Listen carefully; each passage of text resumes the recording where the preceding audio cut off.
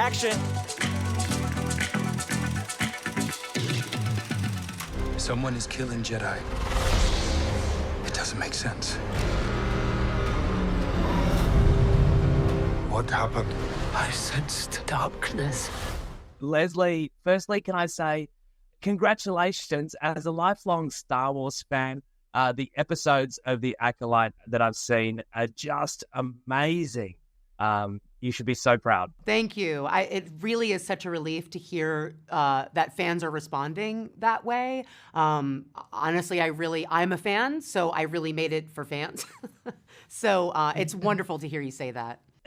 and as a a movie guy as well, I thought the opening scene, Carrie-Anne Moss as a Jedi, might just be the single greatest thing that I've ever seen in Star Wars. Tell me about how that came about. Oh, well, this goes for the entire cast. I got my first choice for everybody. So it really came down to crossing our fingers and just hoping they would do it. So approaching Carrie-Anne was intimidating, although she's a lovely, kind, gentle person. So it was, and yet at the same time, I was sweating, trying to figure out what I needed to say to convince her to do the role. But honestly, she was very receptive right from the beginning.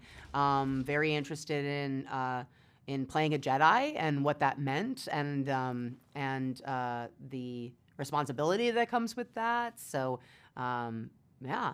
It was so cool. I know you're a huge Star Wars fan. How did it all begin for you? Oh, the fandom? Yeah. Well, it started when I was younger, definitely lasted through adolescence. The special editions had a really big effect on me. I've said that a couple times to people, but it's just so true. That was when I went from like loving Star Wars, loving the original trilogy because I'm a little kid and it's really appealing to my childhood wonder.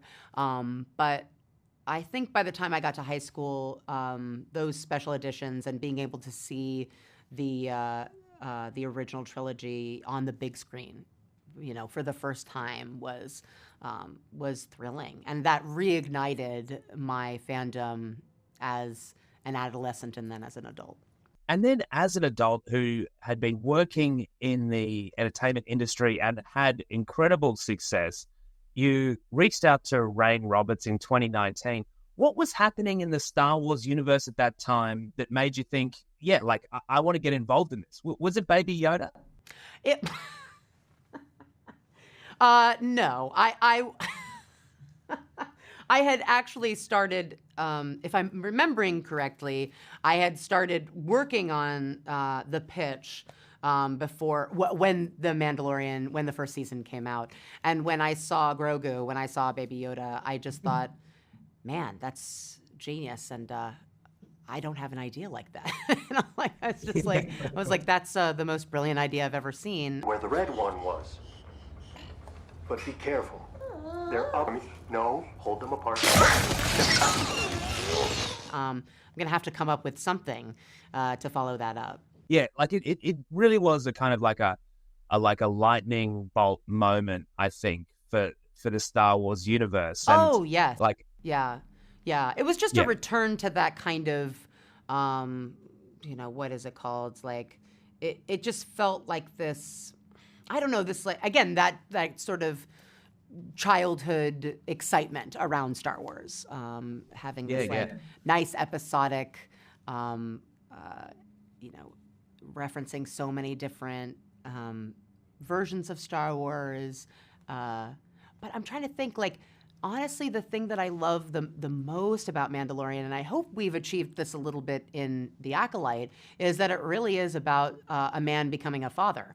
It's all it's got all the trimmings, but it also has that soul that we see in so much Star Wars media. Well, talking about other Star Wars media, like the show that The Acolyte reminded me of most was not even The Mandalorian. I see, being live action and being innovative and introducing new creatures and planets and characters, I thought was like The Mandalorian. But what it reminded me of most was Star Wars Visions, which I felt was so revelatory because it kind of was like, hang on a minute, there's so much to this universe that we don't know. It's so much richer. Yeah. And it's not just kind of centered on the Skywalker saga. Was that your intention to kind of like to sort of give a more broader view of this world? Yes, I think the creators and the artists on Visions were given a lot of freedom in terms of none of those stories like having to fit into canon. So they could kind of just go for it and be inspired by their own love for Star Wars, the type of stories they would love to see in that universe. And I think the Acolyte is similar. I mean, first of all, what a compliment. But second of all, I think it's similar because it's operating in a part of the timeline where you're not stepping on any canon, you're not stepping on any legacy characters. So there's a lot of freedom there in terms of, like you said, to introduce different new aliens, to introduce different colored lightsaber. You know, these things that exist in the High Republic that are kind of moving toward the prequels, but still having a lot of artistic license there to try stuff that's new. Yeah, and it's exciting for a fan to see that as well. And now you must really feel that you struck gold with Amandla Stenberg. Oh, 100%, yeah. Oh, yeah. Like she's just, please, I mean, continue. that's the end of the answer. Like, she's astonishing, inside and out. She's an incredible actor. I can't think of a better partner in crime. I felt that we were each other's support system through so much of the shoot, but also through getting to work on something that was really big, that both of us really loved. So I felt that we were able to lean on each other in such a great way. But of course, it goes without saying how talented she is and the skill that she has to achieve what she has on this show. Yeah, she's incredible. And I love the way that this show challenges some really kind of like cornerstone beliefs of Star Wars, that the Jedi are infallible, that, you know, they're the only ones that are worthy to wield the Force. That must have presented some challenges for you as a lifelong fan to kind of like break down those kind of paradigms. Well, I think that a lot of that came from just curiosity. Being a fan, you know, I think George really told the story of the fall of the Jedi, the cracks in their armor, so to speak. He presented them at a time where their strength in the Force had diminished. So I don't feel like I'm the first person to work on that fallible, flawed version of the Jedi. I just think that it's just a smaller story. So it feels probably a little bit more one-on-one. It's like a little bit of a magnifying glass on a couple Jedi as opposed to the Order. You carry a Jedi weapon, but you are no Jedi. What are you? Yeah, I think I just kind of was, curious and introduced things because I thought they were interesting. So it was kind of too late by the time I was worried about it, you know. It's just like we were in production and I was like, well, it's too late to change this. So yeah. But well, talking about things that are interesting, like a Wookiee Jedi in live action for the first time is just so amazing. What are you most excited for the many millions of Star Wars fans to see, things that they haven't seen in live action in this universe before? I would say that there are a couple of, how would I put this? They're not quite Easter eggs, but they sort of are in terms of, like the light whip is a great example.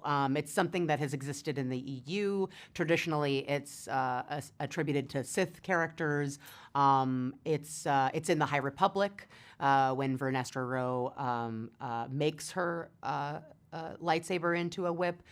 So to me, taking things like that and putting them into live action felt like, you know, a lifelong dream, maybe a little bit of fan fiction, just getting into it. You have to keep watching. You also have to keep watching the show because there are a couple other things like that happen that are brand new to live action. And some of them are brand new to canon. Like they're kind of pulling from legends and then putting them in the show. So yeah, you got to watch it to find out what those things are. Well, you know, everybody's going to be doing that. I There's no hope doubt so. about that. I can't believe Disney only showed us the first 4 episodes. Such a cliffhanger at the end of the 4th. I'm just like, Well, how we got to could do leave it you. to We us? got to leave you wanting more. I mean, Well, we wouldn't be mission doing our accomplished. we wouldn't be doing our Leslye- job, you know. Well, I'm glad. You're I'm doing glad. You're doing your job amazingly. Leslye, thank you so much for the chat. Congratulations again. Really Thank is you. amazing. I can't wait for everybody else to see it too. Thank you. Thanks so much. Thanks for watching. And cut.